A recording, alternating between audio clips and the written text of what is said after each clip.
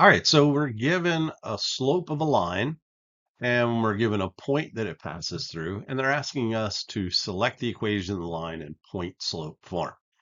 All right, so this is perfect. So point slope form, you need a point and need a slope, and we have both those things. So real quick, if you don't remember what point slope form looks like, it looks like this: y minus y1 equals m times x minus x1.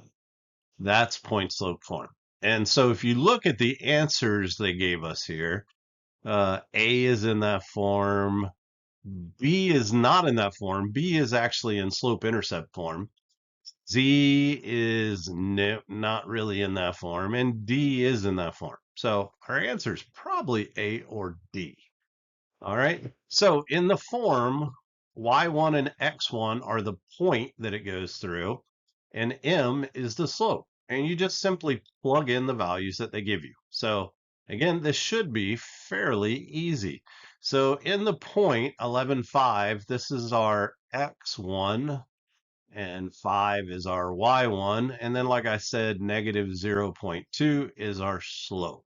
So again, we're simply just going to plug those in. So our answer is going to be y minus y1, so that would be minus 5, equals the m, which is negative 0.2, times x minus the x1, which is 11. And so you can see that's answer A. There you go. Keep it up. You're doing great. You will master the math.